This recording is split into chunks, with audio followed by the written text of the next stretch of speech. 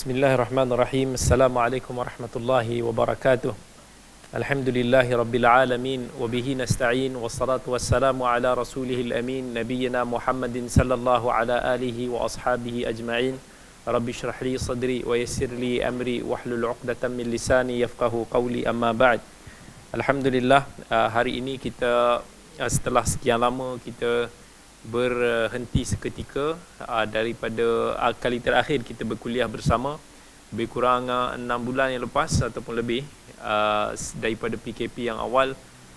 Pada hari ini alhamdulillah kita teruskan kembali dengan syarah Alfiyah As-Suyuti. Kita tak banyak lagi yang tinggal sebenarnya dalam syarah Alfiyah ini. Jadi insya-Allah biiznillah kita doakan semoga sebelum tahun ini kita berjaya menghabiskan syarah Alfiyah As-Suyuti. Kalau semua masih ingat lagi, pada siri yang lepas kita berhenti pada muka surat 127 dan 227, dan insya-Allah pada hari ini kita akan sambung lagi pada muka surat 229 di dalam perbahasan ataupun bab afrad al-alam. Afrad al-alam. Afrad al-alam ini adalah perbahasan tentang nama-nama yang rare, nama-nama yang jarang-jarang berlaku di dalam bidang periwayatan hadis. Sebab kita bila belajar ilmu hadis ini, antara cabang-cabang kesenian ilmu hadis yang kita akan pelajari iaitu ia berkaitan dengan nama perawi. Dan nama perawi ini dia ada banyak jenis, jazakumullahu khairan, iaitu antaranya nama perawi yang pelik-pelik ni, nama perawi yang jarang didengari. Jadi kenapa kita kena belajar ataupun orang yang menuntut ilmu hadis ni dia kena tahu tentang nama-nama yang pelik-pelik dalam bidang periwayatan hadis? Sebab kita tak nak nanti bila ada nama itu keluar dibaca oleh kita, tiba-tiba kita ingat itu silap, nama dia sebenarnya orang lain kan, nama dia bukan macam mana yang ada dalam buku ni. Okay, nanti kita akan tengok contoh-contoh dia, yang mana ini semua bab yang sangat penting untuk seorang muhaddis untuk belajar bab-bab ni. Kalau tak, nanti masalah dan ataupun muhaddis, ahli hadis yang cekap ni, bila dilalu nama-nama ni dia akan notice, dia akan tahu bahawa nama ni sebenarnya betul, bukan salah. Okey, jadi kita akan baca pada bait yang 769. Okey, apa kata al-Imam As-Suyuti rahimahullah? Kata beliau, wal Bardha'i sannafa afrad al-alam asma'ani aw alqaban aw kunan tudam. Okey, dia kata yang pertama sekali al-Imam Al-Bardha'i. Al-Imam Bardha'i telah menulis dalam bab ini, iaitu bab afradul alam, nama-nama yang unik, nama-nama yang pelik ini. Iaitu al-Imam Al-Bardha'i rahimahullah, dia adalah seorang hafiz, seorang imam dalam bidang hadis yang bernama Al-Hafiz Abu Bakar Ahmad ibn Harun ibn Ruh, yang mana beliau meninggal pada tahun 301 Hijrah, 2 tahun sebelum daripada kewafatan Al-Imam An-Nasa'i rahimahullah. Jadi dia kata al-Imam Al-Hafiz Al-Bardha'i sannafa iaitu mengarang. Tetapi dalam bahasa Arab dia ada perbezaan. Kalau dalam bahasa Melayu kita mungkin kita boleh terjemah sannafa ni mengarang, ataupun kita nak kata menulis, mencatat, mencoret dan sebagainya. Tetapi dalam bahasa Arab dia ada beza di antara kalimah antara satu sama lain. Saya tak pasti apa beza tulis, apa beza karang dalam bahasa Melayu.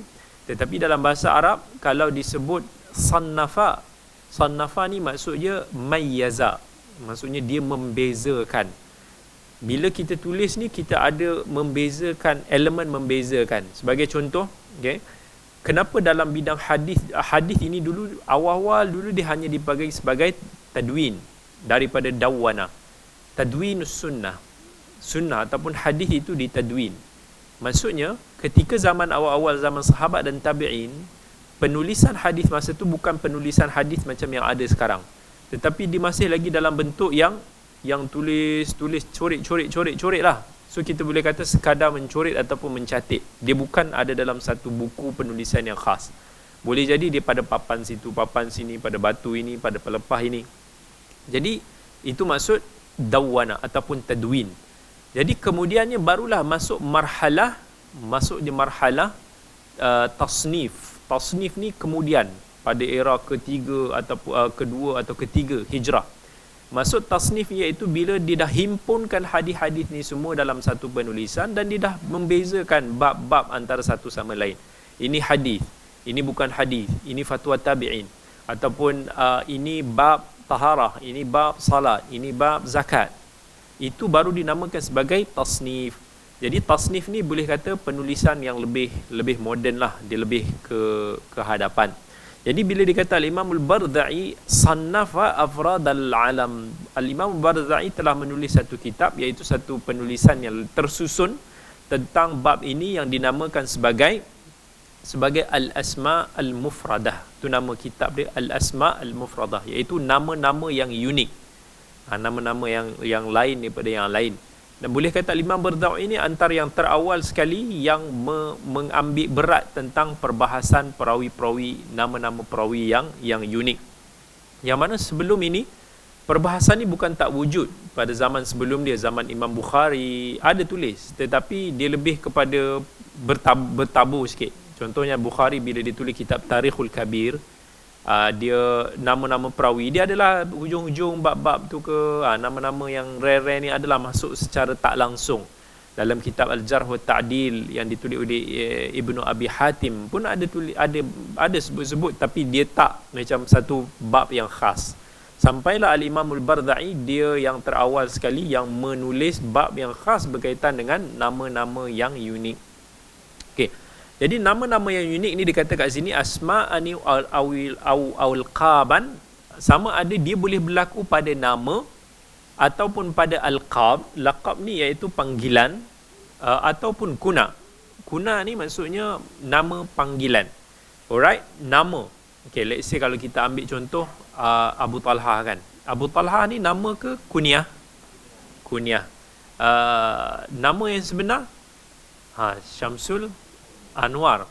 Okey, semua orang kenal. Okey, ni nama dia, nama kunyah. Sebab ada perawi yang nanti kita sebut tentang pembahagian dia. Tetapi laqab ni apa? Panggilan. Tak semua orang tahu Abu Talha ni dipanggil sebagai Abang Sado. Kan? Tak semua orang tahu. Sebahagian orang ingat dia cengai, rupanya dia baik. Tapi yang paling dikenali dia memang Abang Sado. Itu panggilan dia. Walaupun tak berapa betul ke, tapi itu contoh sajalah. Okey, so itu beza antara laqab, kuna dan isim, nama. Alright, kat sini dibawa contoh dalam bait dan seterusnya, nama-nama yang rare di dalam bidang periwayatan hadis. Sebab tu saya begitu lagi kita sebut dan semua akan notice mana part yang pelik tu. Okey, bait yang 770 katanya, bait ke 770 dia akan sebut contoh daripada nama. Bait yang seterusnya 771 dia akan ambil contoh daripada kunyah. Bait yang selepas itu daripada laqab. Okey, kita tengok kepada nama. Katanya ka ajmadin wa ka jubay bin sandari wa shakalin sunabih ibn al-a'sari. Contoh nama ajmad.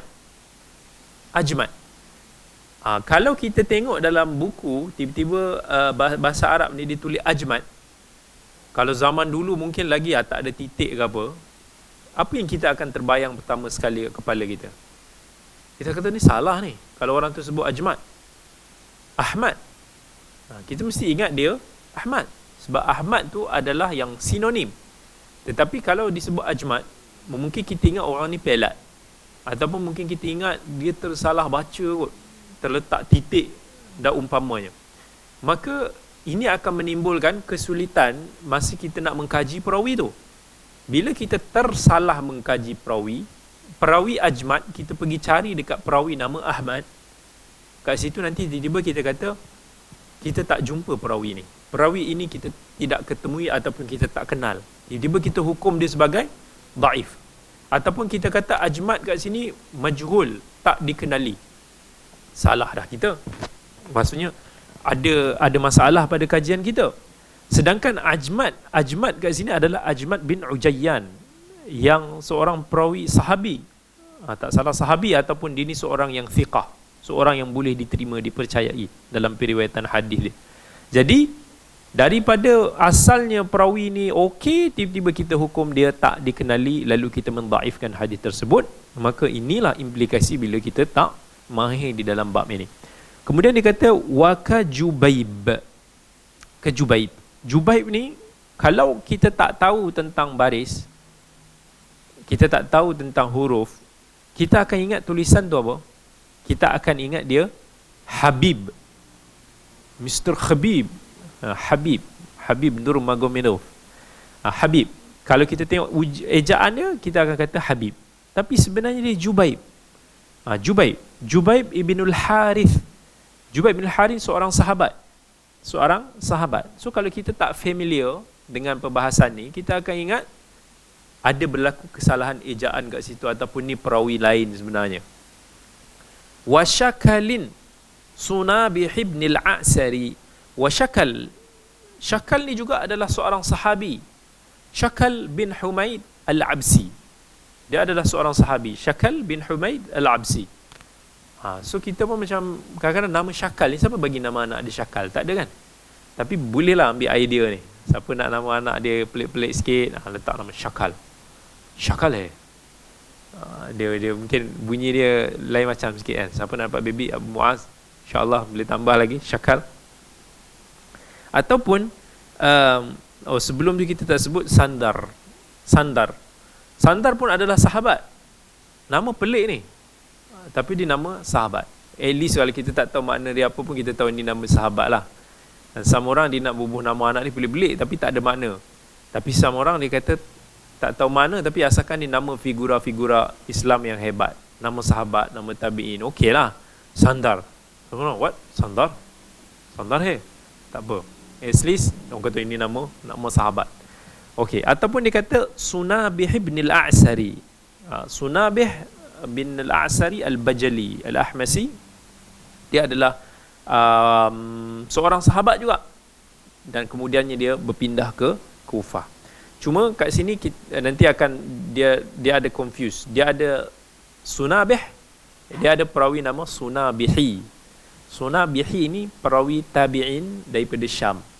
So dia beza Sunabih dan juga Sunabihi. Sunabih sahabat Ibn al-A'sari, Sunabihi adalah tabi'in.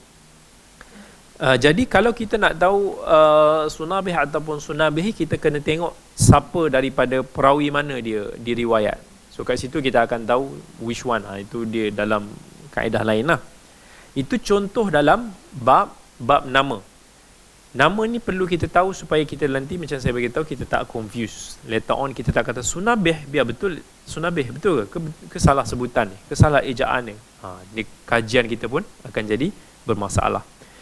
Kemudian dalam bait 771 dia bawa contoh dari bab al-kuna, iaitu nama panggilan kita. Dia kata contohnya Abi Mu'aidin wa Abil Mudillah. Abi Muraya tasmuhu Abdullah. Okey, ni contoh dia. Nama kunyah tapi pelik. Kebiasaan kalau nama kunyah ni nama-nama panggilan biasalah orang selalu dengar kan. Abu Talha, Abu Mu'ad, no problem. Semua nama yang okey. Tiba-tiba nama Abu Mu'aid. So orang pun kata, sekejap, Mu'aid, salah ni. Mu'ad ke Mu'aid? Mu'ad ke Mu'aid? Ini dibawa contoh Mu'aid.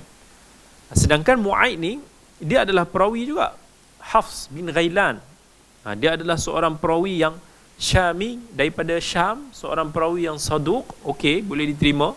Tetapi ada sikit-sikit syubhat qadariyah yang ada pada perawi ni. Tetapi dia still dikategorikan sebagai perawi yang saduq.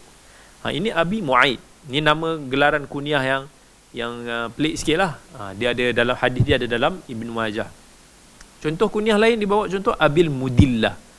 Abdul Mudillah ni pun siapa dia ni? Abil Mudillah, orang kata Mudillah. Ejaan salah ke apa? Abi Murayah. Siapa pula Abi Murayah? Murayah ni nama yang kita dengar yang jarang-jarang orang panggil. Sedangkan dia adalah Abdullah maula kepada Aisyah, yang mana hadis dia ada dalam riwayat Ibn Majah. So ni contoh kunyah yang pelik, yang unik. Laqab pula. Bait yang seterusnya cerita pasal laqab. Laqab yang agak aneh lah. Ini kita tengok daripada sudut bahasa orang Arab tu lah. Mungkin pelik bagi mereka, tak pelik bagi kita. Mungkin tak pelik bagi kita, pelik bagi mereka. Okay, dia kata contoh laqab yang pelik is Safinah. Ni satu contoh. Safinah ni adalah maula kepada Rasulullah sallallahu alaihi wasallam yang digelar sebagai Abu Abdurrahman. Abu Abdurrahman yang mana hadis dia ada dalam Ashabus Sunan yang 4, ada dalam Ibnu Majah, ada dalam Abu Daud, Tirmizi, Nasa'i. Safinah ni nama yang pelik lah. Kalau kita tak faham makna dia, okey, sedap bunyi dia. Padahal Safinah tu maksudnya sampan. So kalau nama orang tu panggil, woi sampan, kita pun, yalah, dalam masyarakat Melayu kita pun ada nama-nama pelik macam tu kan. Orang panggil pun, yalah, nama-nama yang dulu kadang-kadang ada kawan panggil, ni pergi jumpa ikan tu, ikan punya, nama panggilan sahabat saya Hasan, orang panggil dia ikan. For some reason orang panggil dia ikan. Macam itulah. So dia ada panggilan yang mana memang Al-Quran ada sebut wala tanabazu bil alqab. Janganlah kamu ni macam beremeh-remeh bagi orang gelaran itu dan ini. Tapi gelaran ni biasanya maksud dia merujuk pada gelaran yang orang tu tak sukalah. Tapi kalau gelaran tu dia biasa, tak ada penghinaan, tak ada apa-apa maksud yang, yalah, dia dah familiar. Panggilan tu dia dipanggil daripada kecil macam tu kan. Jadi dia okey je. Dia tak ada rasa terhina, dia tak ada rasa apa-apa. Dia rasa okey. Macam dulu sahabat ada juga kata, sebab Zul dulu banyak sangat. So orang kata Zul mana satu? Zul bulu. Rupanya, yelah, orang panggil seorang Zul tu sebab Zul ada banyak. Zul mana? Zul bulu. Sebab apa? Dia jenis, dia banyak rambut sikit lah. Jadi orang panggil dia Zul bulu. Tapi dia okey je. Dia tak adalah rasa macam tu apa-apa. Tu dah, dia dah biasa daripada dulu kan. So it's up to situasi lah. Kalau kita tahu orang tu tak suka, janganlah yang panggil geran-geran macam-macam ni lah. Okey, itu laqab. So laqab ni bagi contoh Safinah, dia bawa contoh lagi Mihran, dia bawa contohnya Mindal. Kalau bahasa Arab mandil ni tisu kan. Kemudian padahal dia panggilannya, nama dia lain, nama dia Amr bin Ali Al-Anzi Al-Kufi, dia orang Kufah. So nama sedap tapi panggilan Mindal. Okey, itu contoh yang kita kenapa bab ni penting, yang mana dalam perbahasan hadis benda ni dipelajari dan ulama tulis penulisan ataupun kitab yang khas yang menghimpunkan nama-nama yang boleh disalah faham. Nama-nama unik yang boleh disalah faham menyebabkan kita pun menyalahkan padahal kita tak familiar dengan isu-isu sebegini. Okey, kemudian kita pergi pada bab yang seterusnya. Bab yang seterusnya lebih menarik lah. Okey. Bab yang seterusnya iaitu bab al-asma wal kuna. Al-asma wal kuna, nama dan kunyah. Ini juga bab yang dipelajari dalam bidang hadis supaya sama je reason dia, supaya kita tak salah perawi, tak tersalah menentukan dini adalah fulan. Dini nama dia memang macam ni panggilan dia. Kalau tak nanti kita tengok dalam buku hadis, kita tengok nama kunyah dia lain.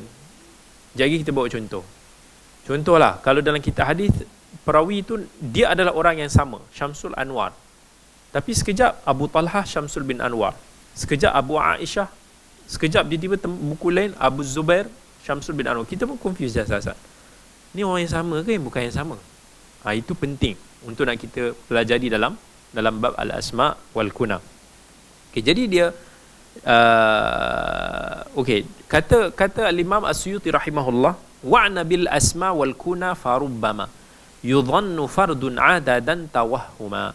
Dia kata ambil berat wahai penuntut ilmu hadis semua dalam tentang bab al-asma wal kuna, ada kemungkinan kita sangka perawi yang sama itu nama yang ramai.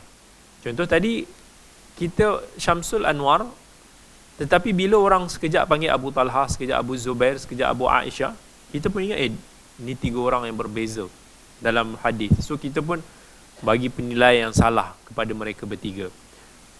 Okey, al-kuna, kunyah. Mungkin sama orang dia akan, some persoalan ditanya kita is, kunyah ni adakah dia sunat ataupun sebenarnya dia adat? Adat Arab ataupun dia adalah satu sunnah? Kita kena faham dulu, first kali is kunyah ni adalah satu benda yang very synonym dengan orang Arab. Sebab orang Arab ni dia ada satu pepatah yang menyebut segera bagi kepada anak-anak kamu ni kunyah, nama panggilan, sebelum melekat kat mereka ni nama-nama panggilan yang tidak elok. Jadi orang Arab ni memang dia akan panggil many things, bukan hanya pada manusia. tetapi dia akan panggil kepada haiwan Abu Baraqish. Umpamanya kunyah bagi burung yang banyak color. Begitu juga kadang dibagi pada nama tempat benda-benda yang tak bergerak, dibagi juga kunyah. Nak kata benda ni sinonim dengan orang Arab. Kalau kita tengok kat Mekah, Jabal Abu Qubais, kan, Jabal Abu Qubais. Abu Qubais tu nama patutnya macam nama kunyah orang, tapi diberi kepada panggilan tu kepada satu nama gunung. Jadi orang Arab ni very memandang berat dalam bab kunyah, sampai dia ada pelbagai reason. Some daripada sudut orang Arab ni, dia tak suka, mungkin dari segi budaya dia tak berapa senang dipanggil dengan nama. Bagi mereka mungkin bila panggilan nama ni sedikit kurang sopan, pada certain era begitulah. Jadi mereka lebih senang macam panggilan berlapik. Kita pula kadang-kadang kalau kita dalam budaya kita pun ada ayat berlapik. Contoh kalau kita nak panggil pada someone encik ke, tuan ke, abang ke, gelaran dia ke apa ke, itu lebih polite daripada kita directly panggil nama. Itu dalam budaya kita. Dalam bahasa Arab dia ada dia punya budaya begitu. Kalau kita sebut ya Abdul Aziz, mungkin dia macam a bit kurang polite. Jadi mereka lebih suka panggil wahai Abu Fulan, wahai Abu Fulan. Itu lebih baik. Some daripada sudut bahasa Arab itu, dia budaya bahasa Arab dipanggil sebagai satu kesenian dalam nak memanggil orang. Sebab orang Arab ni lebih banyak panggilan dia lebih istimewa. Sebab tu dalam bahasa Arab ni kadang-kadang nama pedang kita tahu saif, tetapi sebenarnya dia ada lebih kurang 50 kata lagi yang seerti dengan pedang. Sebab apa? Pedang ni very important dalam masyarakat Arab, maka diberi nama yang pelbagai. Di wajah kita ni adalah satu kemuliaan yang Allah beri kepada kita. Jadi bahasa Arab dia ada banyak ni nama-nama dekat wajah kita ni. Setiap sudut tulang kat sini apa nama dia, tulang kat sini apa nama dia, tulang dekat kening ni apa nama dia, belah sini apa nama, belah sini, semua dia ada nama-nama dia. So Arab ni dia ada daripada sudut tafannun, satu kesenian dalam memberi penamaan. So dia ada dia punya hikmah, ada dia punya rahsia. Abu Lahab umpamanya, Abu Lahab, siapa tahu kenapa dipanggil sebagai Abu Lahab? Abu Lahab ni gelaran yang baik ataupun gelaran yang tak baik? Panggilan yang baik ataupun gelaran yang tak baik? Baik. Sebab Abu Lahab di sebalik empunya tubuh yang kita dengar kejian, even ada disebut surahnya di dalam Al-Quran, tetapi Abu Lahab ni sebenarnya panggilan yang baik.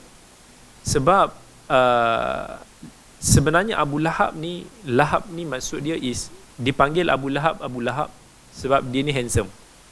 Dia handsome sebenarnya. Sebab Al-Lahbah ni maksud dia putih, macam cahaya putih, sebab dia ni putih melepak. Jadi memang handsome lah. So kita pun kata, baru saya tahu Abu Lahab handsome rupanya. Saya ingat dia ni cengeng orangnya, ataupun muka dia mesti macam buruk je sebab dia punya sikap dia kan. Tetapi at the end, sikap tu akan mencerminkan rupa. Orang tu kalau dia handsome pun sikap buruk benar rupanya. Tapi kalaulah dia tak berapa handsome tapi mukanya ceria, manis, nampak wajah yang disenangi orang, terus jadi handsome. Itu Abu Lahab dipanggil sebagai Abu Lahab kerana itu. Jadi pentinglah kita kata dalam bahasa Arab ni dilihat daripada sudut tu. Even ada sebab-sebab lain. Misalnya orang Arab kadang-kadang kalau nama kita ni Ibrahim, orang dia belum ada anak pun, tiba-tiba orang panggil dia wahai Abu Ishaq. Wahai Abu Ishaq, ya Abu Ishaq. Kenapa dipanggil Abu Ishaq?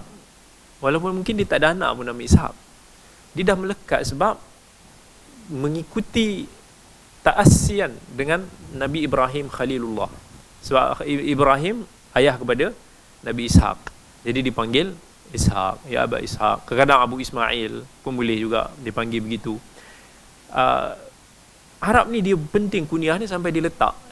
Kalau dipanggil Abu Sabir, macam Abu ni tak semestinya bapa. Abu ni boleh jadi merujuk kepada empunya. Kalau orang tu tokek kedai runcit, kadang-kadang dipanggil Abu Baqalah, Abu Bigal lah kadang-kadang dipanggil. Maksudnya dia ni tokek kedai runcit. Dia boleh merujuk kepada bapa, maksudnya sebagai anak dia empunya kita, ataupun anything. Jadi Abu Sabir empunya kesabaran ni, si penyabar, gelaran kepada siapa? Panggilan kunyah kepada siapa kalau tahu? Kepada himar, kepada keldai. Sebab keldai ni terkenal sebagai binatang yang sangat penyabar. You sepak dia ke, you terajang dia ke, letak lah apa-apa beban kat belakang dia, dia relax je, sabar je. Fasbir sabran jamila. Dia akan mengamalkan konsep ayat sabar. Jadi himar bukan binatang yang tak elok Kalau orang kata ya himar, maksudnya dia ni penyabar orangnya ni. Kita kalau panggil kita, oi himar, alhamdulillah, maksudnya dia iktiraf, aku ni memang orang yang penyabar. Oh, dia bodoh cakap. Dia anggap pula keldai tu bodoh sebab dia terlampau penyabar kan. Tapi kita tengoklah, yelah binatang semua macam tu lah kan sifat dia. Tapi dia kira bagi binatang tu penyabar tu very good lah. Kira hebat lah tu. Tak banyak binatang yang boleh bersabar dengan kita kan. Even kucing pun, dia sekejap kita tak bagi makan dia sehari dua, dia dah lari lah. Dia dah pergi tempat lain lah, cari makan tempat lain. Dia kurang kesabaran walaupun comel. Tapi himar ni subhanallah, walaupun orang hina dia, Al-Quran sebut dia tu. Dan juga dia ni ada gelaran yang baik bagi di sisi Arab. Jadi kalau orang tanya izin kunyah ni sunnah ataupun adat, saya boleh kata dia lebih merujuk kepada adat, tetapi disebabkan Nabi SAW suka melakukan sampai Nabi bagi gelaran kepada sahabat-sahabat. Even Nabi pun minta sahabat-sahabat ada nama panggilan masing-masing. Mungkin itu kerana terpengaruh dengan culture budaya Arab itu sendiri. Nabi nak sahabat dia dipanggil dengan nama yang baik. Tapi kita boleh kata dia adalah satu adab Islam yang baik lah. Kita satu adab Islam yang baik kerana yang pertama sekali Nabi SAW suka panggilan yang baik-baik. Tapi mungkin dalam tradisi masyarakat kita benda tu tak sinonim. Arab masih lagi sinonim. Until now dia akan panggil dengan kunyah ataupun dengan nisbah belakang tu. Al-Kangsari, apa tu anak. Bagi dia orang penting, bagi kita what for kan. Bagi dia kalau kita tanya nama siapa, nama saya Abdul Aziz. Abdul Aziz mana ni? Dia tak berapa senang lah kalau kita sebut nama. Dia kata mesti kena ada al kat belakang tu. Tapi bila dia nak panggil, dia suka panggil kunyah sebab saya boleh rasa dia orang ni rasa benda tu lebih bersopan bagi pihak dia. Sometimes, dan nama ni kadang-kadang budaya Arab ni dia akan letak kunyah tu dengan nama anak lelaki sulung. Anak lelaki sulung tu biasa diletak. So kalau orang tu kata, Ustaz, kalau saya tak ada anak lelaki macam mana? Anak perempuan boleh? Tak ada halangan. Cuma Arab tu dia jarang. Mungkin dulu-dulu orang Arab ni sebab dia rasa dia masih ada sikit-sikit elemen dulu merasakan mungkin anak perempuan ni aib dan sebagainya. Tiba-tiba orang panggil macam nama perempuan kan. Dia rasa macam Allah, aku ni sadu tapi panggil aku Abu Aisyah. Apa cerita kan? Tak strong lah. Talha lah. Dia kena lebih ni. So orang Arab begitu. Tapi boleh jadi juga dipanggil dengan kunyah yang selain daripada tu, which is insya-Allah kita akan bahaskan dalam perbahasan ni.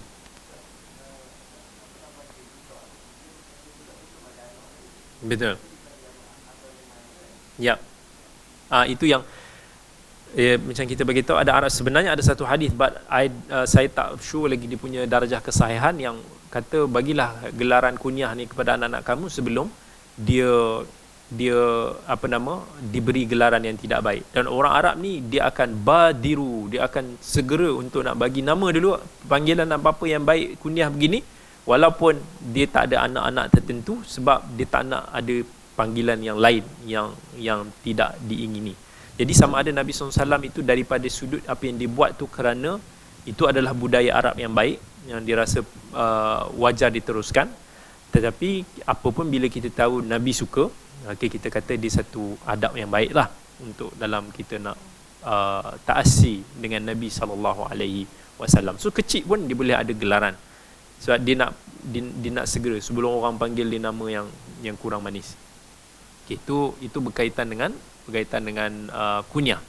Sekali lagi kita akan tahu dalam perbahasan kunyah ni, ulama pun ada bahagi lebih kurang ada 10 pembahagian dalam bab kunyah ni. Dalam ni yang dispesifik dengan perawi. Okey, pertama sekali bila dia kata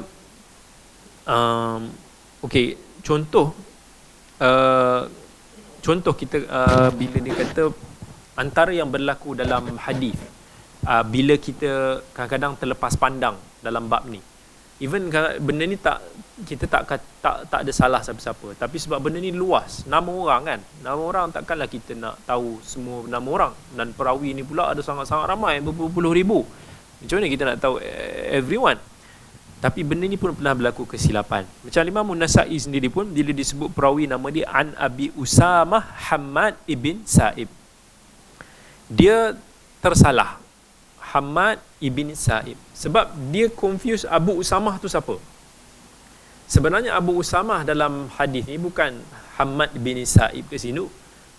Sebenarnya Abu Usamah kat situ, perawi dia nama dia Hammad bin Usamah. Daripada bin tu tersalah, sebenarnya an, bukan bin, an Muhammad ibn Sa'ib. Tetapi confuse sikit, terus kita sangka Hammad bin As-Sa'ib Abu Usamah. Itu boleh jadi kekeliruan lah kira kata dalam bidang hadis. So kata sebenarnya nak mengkaji hadis ni very complicated. Dia bukan hanya sekadar kita tengok perawi ni thiqah tak thiqah, tapi dia kena tengok daripada sudut nak ta'yin perawi tu, nak spesifikkan, nak identify perawi tu. Identify perawi ni kadang-kadang problem. Ni betul ke dia ni? Ni orang lain ke? Ini penting juga dalam bab ni. Jadi disebut qisim ataupun bahagian yang pertama dalam bait 774, kata Imam As-Suyuti rahimahullah, fataratan yakunu lismul kunyah. Bahagian yang pertama dalam bab kunyah ni, dia kata boleh jadi satu nama itu adalah kunyah bagi seorang perawi. Okey, kat sini ada dua contoh. Dia kata wataratan zada ala dha kunyah. Dia ada dua, dia kata dalam bahagian ni ada dua jenis. Yang pertama dia sebut malla kunyatalah, siapa yang langsung tak ada kunyah. Dia punya nama tu dah kunyah dah. Kan? Abu Bilal Al-Ansi. Sekarang ni kalau orang kata Abu Bakar sebenarnya kunyah, tapi sekarang ni bila orang bagi nama anak Abu Bakar kan. Kita pun siapa nama Abu Bakar sebenar pun ramai yang tak tahu. Tapi Abu Bakar ini dah sebenarnya kunyah, tetapi dah boleh jadi dia adalah nama perawi. So kita tak confuse ni kunyah ke ni perawi. Kita akan confuse nanti. Wataratan zada ala dha kunyah. Boleh jadi dia ada kunyah, tetapi nama dia pun macam dia nama dia dah kunyah dan dia ada kunyah yang lain, yang membuatkan orang akan confuse. Contoh Abu Bakar bin Abdul Rahman bin Auf, anak kepada Abdul Rahman bin Auf, salah seorang daripada fuqaha sab'ah, 7 fuqaha yang legendaris dekat Madinah ni. Nama dia Abu Bakar. Tetapi orang ingat Abu Bakar siap, nama dia siapa? Orang pun ingat nama dia bukan Abu Bakar. Tapi sebenarnya Abu Bakar tu adalah nama dia. Tetapi dia dipanggil Abu Abdul Rahman. Kunyah dia Abu Abdul Rahman.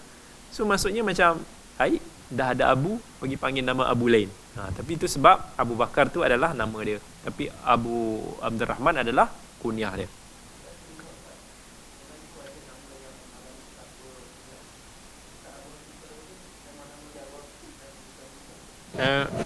Jarang tu kan.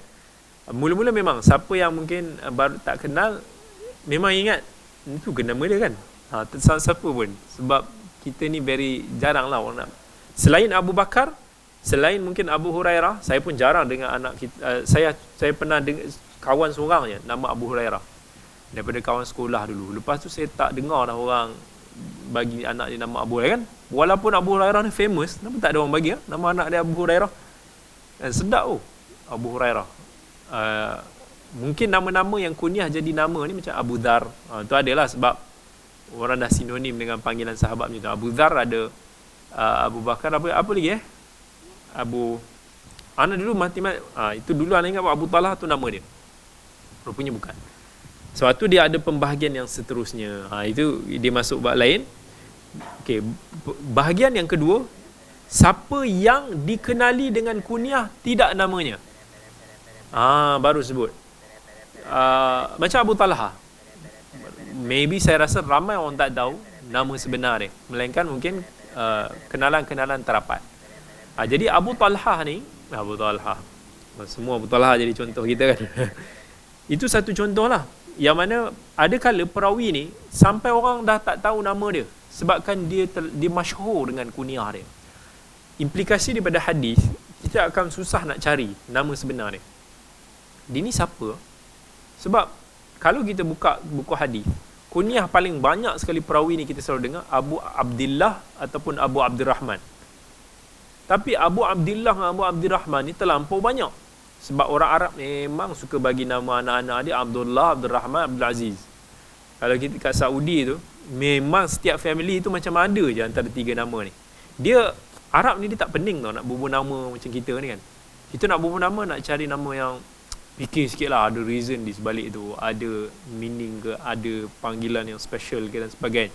Arab ni bagi nama Allah Abdurrahman, Allah Abdullah, terus bagi.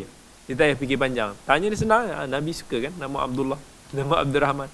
Dia tak fikir macam aku nak panggil ni nama pelik lain daripada orang lain ke apa kan. Dia bagi je. Bukan nak kata salah tak salah, tak ada, tapi tradisi ataupun budaya yang berbeza di antara masyarakat tu yang menarik tu. Okey. Dia bawa satu contoh ni is Nahu Abi Unas. Dia Abu Unas ni sahabat. Okey, Abu sahabat. Tapi okey, Abu Syah. Abu Syah ni siapa tahu nama dia? Orang pun tak tahu nama dia kan. Yang Nabi bagi tahu tentang bila Abu Syah ni datang berjumpa dengan Nabi, dia kata, ya Rasulullah, uktubu li hadithan, tulis kat aku satu hadis yang kau baca tadi itulah. Nabi kata kat sahabat dia, uktubu li Abi Syah, tuliskan untuk si Abu Syah ni. Ya, Abu Syah ni dia adalah kunyah sebenarnya, tetapi dia punya kunyah ni tu lebih masyhur daripada nama dia sampai orang tak kenal kan? Abul Abiyad, si putih, bapa putih, dia adalah seorang tabi'in, tapi orang tak tahu nama dia. Orang tahu Abu Abiyad. Abu Mu'adh saya nak sure. Abu Mu'adh nama betul ke nama kunyah? Kunyah. Nama betul apa dia? Ha? Panjang apa? Panjang kan? Ha? Iznul Syuqin. Oh, itu tak, itu je lah. Oh, tak panjang sangat. Okay. Ingatkan 18 patah. Benar. Okey, tapi Abu Mu'adh antara orang yang kalau saya rasa dia lebih popular dengan dia punya kunyah dia. Nama dia pun tak ramai yang tahu kot. Melainkan yang kenal-kenal, mungkin yang keluarga yang rapat ke apa. InsyaAllah tahu. So itu dalam bidang, dalam perawi. Ada juga, dia kata bahagian yang ketiga kat sini, wataratan ta'addadul kuna. Boleh jadi perawi ini dia ada banyak pula kunyah dia. Ada banyak pula kunyah. Dibawa contoh kat sini, Abdul Aziz bin Abdul Malik bin Juraij, Ibnu Juraij. Ada orang gelar dia sebagai Abul Walid. Ada orang panggil dia juga sebagai Abu Khalid. Dan perbezaan kunyah ni adalah few reason lah. Mungkin dia anak pertama ni anak kedua, mungkin itu kunyah awal dia, orang dah famous, dah panggil macam tu, tiba-tiba dia ada anak pula nama lain. So some orang keliru. Saya dulu dekat Arab pun, masa kat sana lu orang dia orang tanya juga, aku nak panggil kau apa? Abu apa? Orang Arab kan dia tetap nak tanya juga, aku nak panggil Abu apa? Abu apa? Aku pun tak tahu, tak terfikir dulu kan. Tapi nama anak perempuan kau Abu Durar lah. So dia kata nak panggil, masa tu seorang yang anak perempuan, dia kata Abu Durar. Okey juga, bunyi dia lembut sikit lah, so macam halus sikit kan bunyi perempuan kan. Tunggu aku ada anak lelaki So anak lelaki ni nama kedua nama gagah sikit lah bunyinya. So anak kedua ni adalah nama Khattab Sayyah. Jadi macam Abul Khattab, bunyi macam bunyi Khattab sikit kan, macam tak orang ingat macam Umar bin Khattab, ataupun orang ingat macam General Khattab yang Shishan tu. Okey lah, bunyi dia brutal sikit. Okey. Ataupun kadang orang panggil yang ketiga ni datang juga Abu Qutuz. Qutuz nama yang ketiga ni. Qutuz Mughlatai. Which is Mughlatai ni nama ahli hadis yang saya buat tesis dengan Syekh Ali Sayyah. Dia ada kaitan dengan anak kedua Syekh yang sama. Qutuz ni adalah nama general tentera Islam yang pertama sekali tewaskan tentera Mongol di Ain Jalut. Dia yang tentera Hulagu Khan masa tu yang tak pernah kalah, tapi tentera dia tu berjaya ditewaskan oleh Qutuz, walaupun Hulagu Khan masa tu tak ada lah dalam battlefield tu. But Bunyi tu macam okey lah, nice sikit kan. Okey lah, boleh lah lawan Abu Talha dengan Abu Zubair yang terlibat dalam perang Jamal ni apa kan. Okay, kuat lah. Okey. Jadi itu mungkin boleh jadi perbezaan kunyah tu subjektif. Sama orang panggil ni, sama orang dipanggil macam ni. Okey, so kalau dalam periwayatan hadis sometimes boleh jadi keliru. Adakah dia orang yang sama? Apatah lagi kalau nama dia familiar. Kalau nama dia macam Muhammad, perawi Muhammad, betapa banyaknya Muhammad bin Abdullah tu terlampau banyak. Ataupun nama dia Abdullah, betapa ramai. Tiba kunyah dia berbeza-beza. Tak akan menimbulkan kekeliruan yang dia punya mungkin dia adalah individu yang berbeza, suspek yang berbeza, identiti yang berbeza. Itu yang penting lah kalau kita nak belajar. Yang pembahagian keempat, umpamanya dia kata waqad luqiba bil kunyati ma' ukhra warad. Boleh jadi seseorang itu dipanggil bukan kunyah dia, dipanggil dengan panggilan kunyah tetapi dia ada kunyah lain. Contoh paling mudah, Khalifah umat Islam Ali bin Abi Talib radhiyallahu an.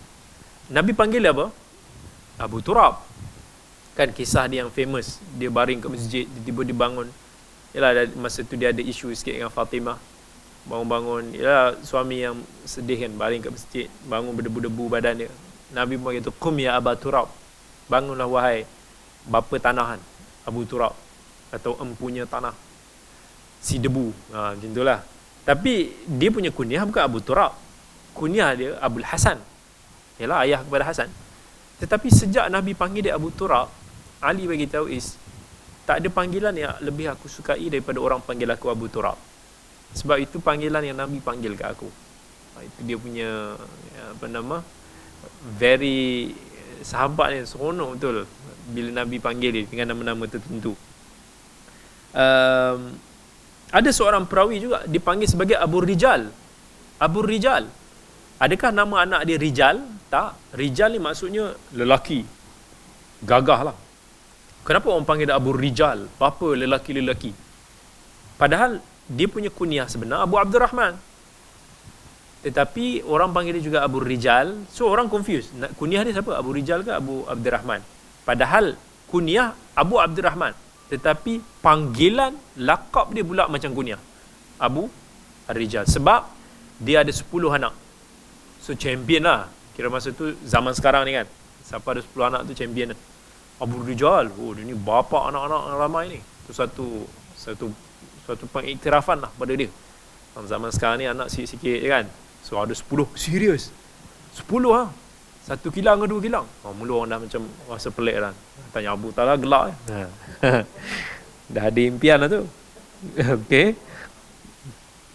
Bahagian yang kelima, dalam bab kunyah ni, wa minhum man fi kunahu mukhtulif lasmin. Ada yang perawi ni yang nama dia tak ada masalah, semua orang sepakat nama dia itulah dia, tetapi kunyah dia ada khilaf. Bab kunyah pun ada khilaf. Contohnya sahabat Nabi nama Usamah bin Zaid. Usamah bin Zaid kan, sahabat Nabi SAW yang muda, general Islam yang selepas kewafatan Nabi tu. Dia, ulama khilaf, kunyah dia ni siapa? Ada orang ingat Abu Zaid, ada orang kata Abu Muhammad, ada kata Abu Abdullah, ada kata Abu Kharijah. Lebih daripada tu. Maksudnya dia punya kunyah itu khilaf. Tapi nama sepakat. Semua kata memang nama dia Usamah. So yang ni kurang iskal lah, kurang problem sikit. Dan lagi satu dia kata wa'aksuhu. Bahagian yang keenam, wa'aksuhu, dan sebaliknya, terbalik daripada tadi. Maksudnya kunyah dia disepakati, tetapi nama dia pula khilaf. Siapa contoh dia? Abu Hurairah. Abu Hurairah ni punya famous dengan dia punya kunyah Abu Hurairah. Sampai orang tak tahu nama dia apa. Tapi kalau orang nak tahu nama dia, khilaf ulama sampai lebih daripada 40 qaul nama saja. Sekejap nama macam ni, nama bapa dia lain. Sekejap nama bapa macam ni, nama dia pula lain. Khilaf tu lebih daripada 40 qaul. Yang mana of course jumhur melihat nama sebenar Abu Hurairah adalah Abdurrahman ibn Sakhr. Tetapi Al-Imam Al-Bukhari rahimahullah dan ditarjihkan oleh Imam Tirmizi kata nama dia Abdurrahman ibn Amr. Itu pun dah cukup muskil. Ini disebabkan zaman dulu tak ada IC kan, tak ada surat beranak. So nak tukar-tukar lah. Nak panggil apa suka hati lah panggil. So jadi certain confused. Tapi semua orang tahu Abu Hurairah. Semua tahu dah. Ini sahabat ni lah. Tak ada siapa dah. Nama tu. Tapi nama dia tu ya subhanallah begitu banyak khilaf. Tak pernah saya dengar nama je khilaf lebih sampai 40 kaulan. Dahsyat dalam bab tu. Itu ada bab dekat sini lah. Ada juga wadhaini. Bahagian ketujuh ni dia kata boleh jadi khilaf itu berlaku pada nama dan juga kunyah. Ni lebih problem daripada tadi itulah. Nama pun khilaf, kunyah pun khilaf. Sebab dia lebih dikenali dengan nama panggilan. Contoh perawi tadi kita sebut Safinah, Maula Rasulullah, Maula Nabi SAW yang dipanggil sebagai Safinah, si sampan ni tadi, sampan. Siapa nama sampan ni? Semua tak tahu kan nama sampan. Orang tahu sampan. Khilaf. Ulama ada yang kata Umair nama dia, ada yang kata Saleh, ada yang kata Mihran. Kunyah dia ada yang kata Abu Abdurrahman, ada yang kata Abul Bakhtari. So khilaf. Nama pun mana satu dia ni. Tapi whatever orang tahu dialah Safinah. Tapi nama dia ada pelbagai. Tak tahulah dia ada kerakyatan berbeza, apa IC palsu dan sebagainya. Itu zaman tu tak ada lagi kan. Yang ke-8 au ulif. Okey. Ataupun yang memang tak ada masalah lah. Ulif ni maksudnya nama dia pun orang tahu dah, sepakat. Kunyah dia pun semua orang tahu dah. Macam sahabat-sahabat yang famous lah. Macam Umar bin Al-Khattab. Tak ada khilaf, orang panggil dia Abu Hafs. Ada lagi ramai yang kira kata yang nama dia dan kunyah dia no problem at all. Kemudian wa minhum man ishtahar bi kunyatin aw bismihi. Bahagian yang ke-9 dia kata ada orang pula yang lebih famous dengan apa nama kunyah ataupun lebih famous dengan nama. Ni macam tadilah ada orang dia kata ada yang dikenali sebagai Abu Idris. Kalau dalam hadis Abu Idris Al-Khawlani, orang lebih kenal dengan dia punya kunyah. Tapi nama dia A'idh bin Abdullah orang tak berapa tahu, tak sinonim. So dia lebih dikenali dengan kunyah. Ada juga orang yang lebih dikenali dengan nama sahaja, tak dikenali dengan kunyah. Sahabat Nabi Abdurrahman bin Auf, dia ada kunyah, tapi mana ada orang panggil Abu Lain kan? Orang panggil Abdurrahman bin Auf. Talhah bin Ubaidillah, dia famous dengan nama sendiri. Jadi bukan, walaupun dia ada kunyah either Abu Muhammad atau Abu Abdullah, tetapi nama dia lebih dikenali berbanding dengan kunyah dia. So ini pun ramai mereka-mereka yang dikenali dengan nama sahaja, dia tak dikenali dengan kunyah. Aisyah sendiri kan, walaupun dia dipanggil Abu Abdullah, sempena adiknya atau abangnya. Sebab Aisyah tak ada anak kan. Tapi at the end orang kenal dia Abu Abdullah. Ummu Salamah dikenali dengan kunyah kan, suami bekas suaminya dulu Abu Salamah. Jadi it depends dari segi kemasyhuran orang tu seseorang dengan nama panggilan masing-masing lah. Itu yang berkaitan dengan apa nama dan kuna. Nama dengan kuna. So Syahir Abu apa? Kata ada, saya tak ada Abu lagi Ustaz. Saya nak membina Abu belum lagi ni. Doakan lagi. InsyaAllah. Jadi kita itu terpulang daripada keselesaan masing-masing. Ada sama orang dia macam orang kita, dia nak nama dia juga. Dia tak nak nama dia tersalah. Dia tak nak nama dia tersalah panggil. Kalau nama salah panggil tu mungkin dia rasa macam kurang senang. So dia very subjektif. Ada orang kata tak, saya lebih senang dikenali dengan kunyah saya. Alhamdulillah, siapa yang nak dikenali dengan nama pun tak ada masalah dalam bab ni. Cuma dalam bab hadis, benda ni penting sebab ini boleh menimbulkan kekeliruan. Antaranya Ad-Dulabi, antara yang paling famous, dia mengarang kitab Al-Asma' wal Kuna, nama dan kunyah. Tujuan dia adalah untuk nak menghimpunkan kunyah-kunyah yang warid dalam periwayatan hadis. Ibn disebut kunyah-kunyah yang warid daripada Nabi SAW. Nabi ni orang panggil dia apa? Ada orang panggil Abul Qasim, ada orang panggil lain. So dia sebut antara kunyah yang sabit bagi Nabi, dan dibawa beberapa hadis dengan sanad dia di situ. Dan dibawa juga kunyah-kunyah daripada perawi-perawi lain untuk nak ini kesenian dalam bidang hadis lah. So bidang hadis ni sebenarnya is very macam-macam. 6 bulan lah kita tak murajaah sebelum ni. Kan banyak sangat bab-bab yang kita sebut yang mungkin orang kata benda lah kita belajar ni kan. Ada bab yang sifat-sifat yang pelbagai lah ni. Kenapa nak kena belajar benda ni semua? Ni semua teknikal bagi mereka yang nak mendalami bidang hadis, orang yang betul-betul nak mengkaji bidang hadis, dia kena tahu benda-benda ni supaya kajian dia tepat. Tak adalah mudah dia nak mengatakan dia tak jumpa perawi ni, ataupun dia tersalah identify perawi ni. Itu jadi muskil loh, dan itu banyak terjadi pada penuntut ilmu hari ini, yang mana kerana mereka tak betul-betul mahir dan tergesa-gesa, akibatnya mudah untuk nak menghukum fulan. Fulan la arifuhu, dini aku tak kenal dia siapa. Padahal dia memang tak tahu. Kalau dia kaji nak tahu tentang bab ni, tengok kitab-kitab yang membantu begini. So kitab-kitab ni ditulis untuk membantu kita mengenali perawi-perawi yang agak macam ni lah, yang unik ni, ataupun yang dikenali lebih itu dan ini, supaya kita tak confuse. So bila ada perawi ni muskil kat kuna, cari kitab-kitab kuna, ramai ulama tulis bab tu. Kita boleh cari, oh ni nama dia, okey. So kita tahu nama dia begini sebenarnya. So kita boleh identify lah perawi itu siapa dia. Kalau tak, kita akan muskil selalu. Wallahu alam. Ada soalan-soalan nak tanya? Okey semua? Alhamdulillah, insya-Allah untuk sesi akan datang. So sesi akan datang ni dia nice. Dia berkaitan dengan tambahan daripada bab Al-Kuna' wal Asma' yang ditulis oleh Al-Hafidh Al-Khatib Al-Baghdadi. Alright, insya-Allah.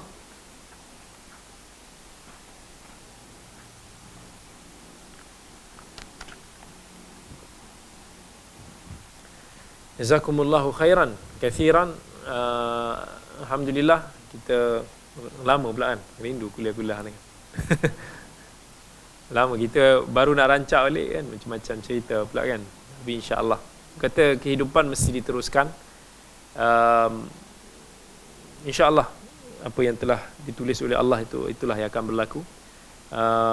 But ilmu kena terus, kerja kena terus, dan insyaAllah moga Allah pelihara kita semualah, insyaAllah. Jazakumullahu khairan. Assalamualaikum warahmatullahi wabarakatuh.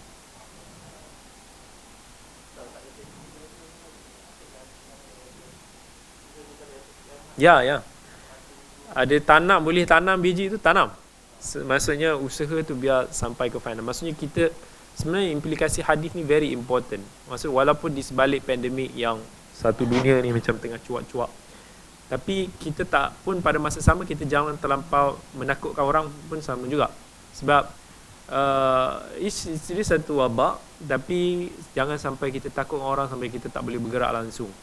Bila tak bergerak akan macam-macam masalah lah yang akan kita terus usaha macam biasa. Maksudnya kita jaga SOP macam biasa, kita ikut rule macam biasa, tapi kita berdoa dan bergerak macam biasa. Dan if Allah takdirkan anything happen to us, kita pergi check dan ikutlah apa yang disarankan, begitulah. Kalau tak, sampai bila pun sebenarnya benda ni ialah selagi tak ada dia punya betul-betul vaksin ni, begitulah kita akan lalui fasa ni. Takkanlah nak lalu balik zaman PKP yang tak bergerak langsung dunia kita tu kan. Kita pun dengar teruk. So kadang-kadang kalau benda ni terlampau ditakut-takutkan pada orang ramai pun, orang ramai akan jadi suku panik, dan akhirnya tantah tindakan macam tu akan berlaku. Dan alhamdulillah, so far alhamdulillah, memang bahaya dia berlaku basically pada orang tua-tua lah yang kita risau kan. Orang tua-tua yang ada komplikasi. Tapi setakat ni Allah masih bagikan kadar kesembuhan yang agak tinggi bagi kita, dan kalau kadar kematian pun tak salah dalam 1% je dalam bab tu. So sebenarnya is still okay lah compare dengan nak kata serta-serta wabak lain. Kita jaga, tapi jangan terlampau menakutkan orang sampai tak bergerak langsung kita kan. Tu lagi susah. Orang mati kebuduran tu silap-silap lagi dah banyak nanti daripada wabak ni. So kita jaga-jaga macam biasa. Benda ni mungkin mudah berjangkit, tapi insya-Allah it's still manageable lah, insya-Allah. Dan moga Allah pelihara kita dan perisaikan diri kita semua dengan zikir-zikir pelindung daripada Nabi SAW, dan insya-Allah Allah pelihara kita. So sebab bila kita terlampau momokkan benda ni, kadang kita kesian sahabat-sahabat yang terkena. Kadang-kadang orang pandang mereka lain macam tau. Kalau siapa yang kena ni, kita tak nak macam tu. Boleh jadi dia akan kena pada salah seorang daripada kita.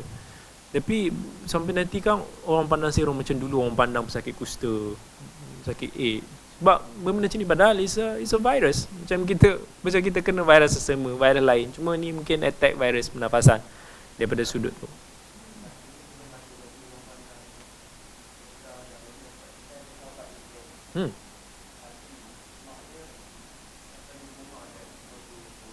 Dikomakan? Dia dikomakan ke dia koma? Sebab kenapa dia kena koma? Oh, sebab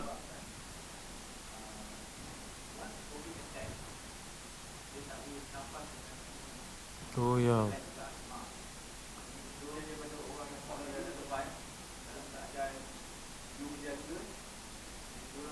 Sakit seksa.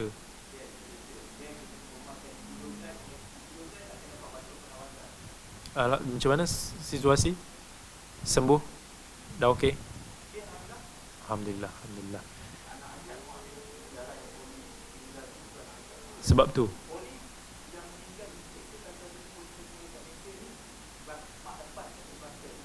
oh,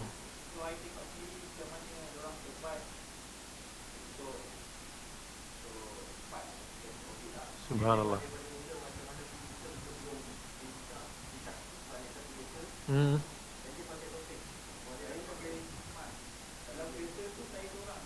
Subhanallah. Masya Allah. Memang seksa. Ya betul, kalau pernafasan ni boleh bayang sakit. Macam kadang dulu kan ada certain benda, macam contoh saya allergic. Bila allergic tu kadang-kadang rasa macam nak bernafas tu susah. Tak habis kan, bernafas macam separuh.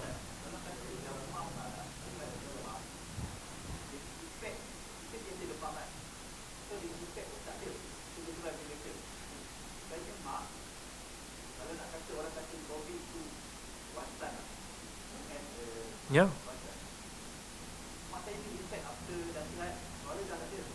Ya. Biasa. Subhanallah. Ya. Itu yang virus ni real. Jadi kalau sekarang ada orang yang macam seolah benda ni tak ada apa, benda macam ni lah cerita yang kena macam ni, menunjukkan benda ni bukanlah kata ditipu, benda ni wujud.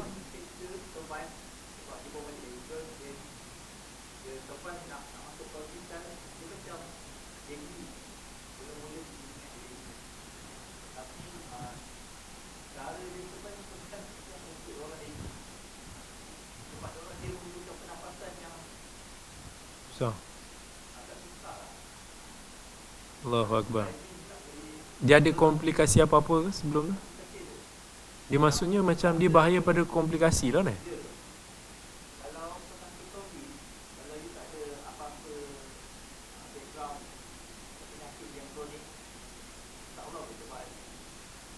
Yang kena orang tua-tua yang kita risau. Ya. Itu yang kita sebenarnya risau untuk golongan-golongan ni. Golongan ni kalau maksudnya yang kurang imun, yang ada komplikasi, itu yang kita risau sebenarnya. Mungkin yang muda, yang sihat, mungkin insya-Allah okey. Yang macam ni yang kita risau sebenarnya.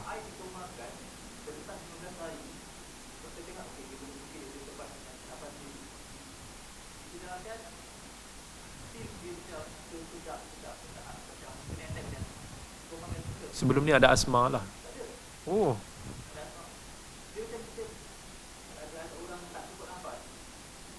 Masya Allah. Allah, moga Allah pelihara kita semua.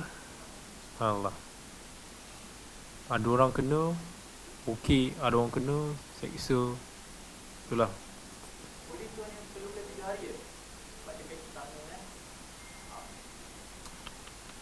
Oh, batch pertama. Dia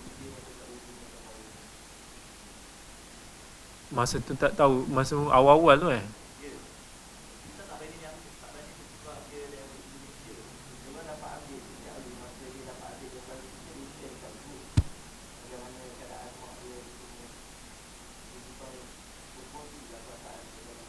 Alhamdulillah, Alhamdulillah.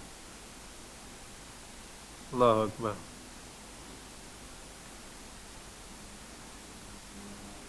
Ni kita yang banyak ni penjara kan. Penjara yang melonjak Kedah Sabah tu kan.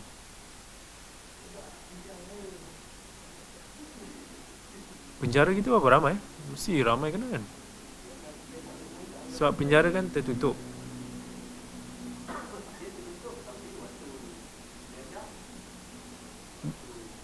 Makan semua kan. Sebab dia orang kena rapat-rapat kan. Share-share apa ni semua.